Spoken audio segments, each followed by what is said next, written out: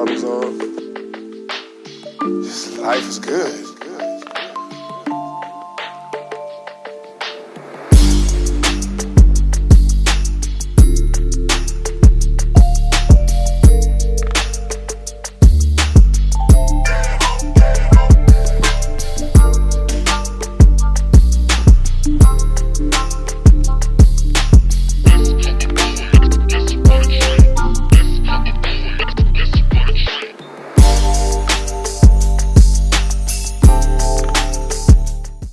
Alrighty, what's up guys? Thought it would be cool to do a different type of video than normal today. I've owned this car for about 2.5 years now, so yeah, just with my experience owning it, I'm going to give you guys 5 reasons why I decided to buy it, why I've grown to love it, and I guess why you should buy one yourself if you ever get the opportunity. The first one is an obvious one. Come on guys, just look at this thing. Definitely one of the main reasons I bought the S15 is because of the looks. I just think this is one of the best looking, not even just JDM, but cars ever. I love how low profile it is. It's not super long, but like, you know, the roof height and the bottom of the car is just real close. So it gives it that low profile look, which you don't really get with new cars anymore.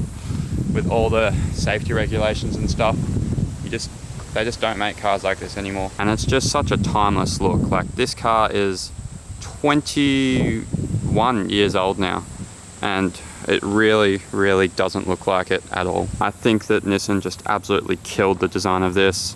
Of course, yes, got aftermarket body kit and some other things, wheel suspension, lights to make it look nicer, but yeah, definitely one of the main reasons why I bought the S15 is because just how damn good it looks. Now the second reason is driving position. So I'm 6'2", and I've sat in a few other JDM cars, especially an RX-7, which I also really wanted, and it's just so much tighter. The seating position in this is super low to the ground, and I guess just because the car's long, there's just heaps of room. Like, when I get in, the seat isn't even all the way back, but I got heaps of leg room.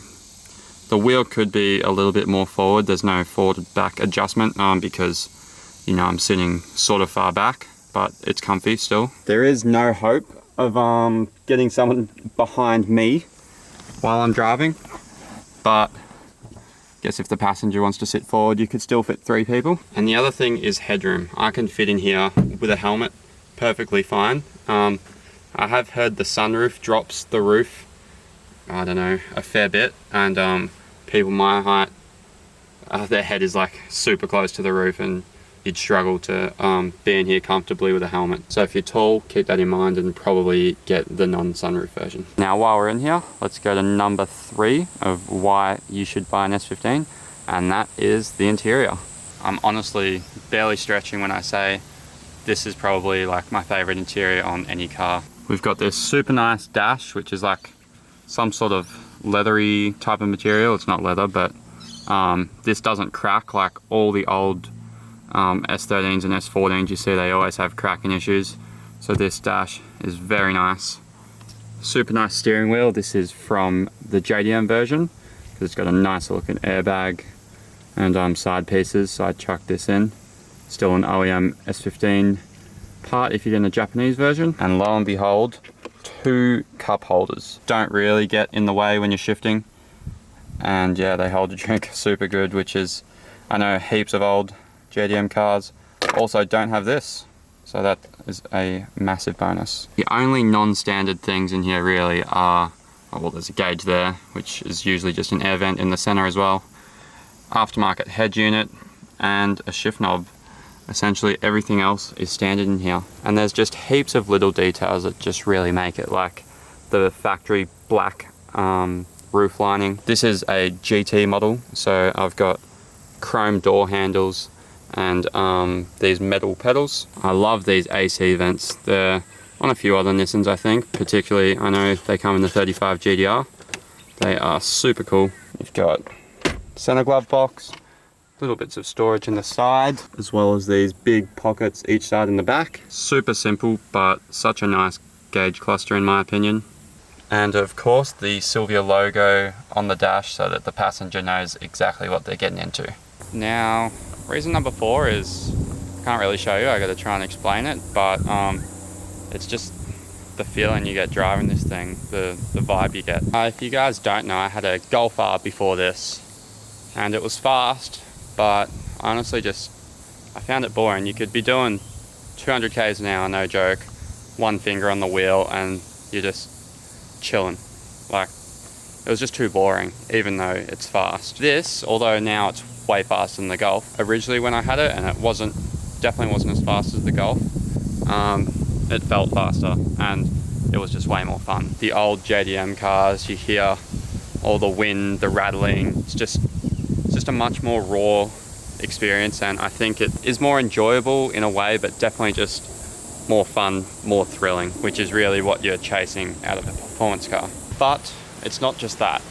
Just cruising around the streets, which this is a street car and I'm doing 90% of the time, it's just so much more enjoyable. With the Golf, I was just so bored. Like, you had to go fast for it to be even a little bit fun. With this thing, it's just got road presence, I guess you would call it. Just cruising around the speed limit. Where I live, there's barely any cars like this around, and it just feels so cool. It's just fun to cruise around in. Windows down, engine, turbo making all the good noises. It's just a vibe. Now, moving on to the final reason. I guess it's kind of 2 reasons, but combines into one because they sort of work together. First one is that it has the SR20 legendary God's motor, and secondly, that the car is just so simple. No modern technology, just 90s era simplicity, fun, and yeah, the SR20 ties into that with being a simple but really good motor. In case you guys are new here, I recently fully built this motor and made this engine bay pretty, and I had absolutely no issues with no engine building experience to draw this, just because it's such a simple car. There's a lot of space in here, and yeah, any problems you come across, it's usually just a simple fix. No specialty tools that you'd need like on a Euro car, no difficult wiring problems. I guess I have been on a bit of a good luck stream with this since I owned it. I definitely bought a real good car. I just think it's super hard to beat the 90s simplicity, the technology in that era, fuel injector and everything, of course, but nothing over the top, and you really just get major cool points for having a 90s car. I know this is technically an 02, but designed in the 90s, you know what I mean. But yeah guys, I think that just about rounds up the video. I know the prices have gone crazy with these at the moment. I was very fortunate to buy just before the COVID tax hit, but I think in comparison to other Japanese cars like RX-7s, GDRs, Supras, the S15 really isn't priced as crazily, which is I guess why you guys might be considering one. I think it's only like a year now until the US can start importing these, so it's possible that the prices will go up when that starts to happen. So if you are in the market, I think it would be a pretty good time to buy now. I don't see them going down in the near future, that's for sure. But yeah, I'll leave it there. Thank you guys for watching. As always, please subscribe if you want to see more of the S15, and also my new daily, which I don't think I've even showed on the YouTube channel. I've got some mods coming for it, which I think will be pretty cool. So yeah, stay tuned for that, and I'll see you in the next one. Thanks.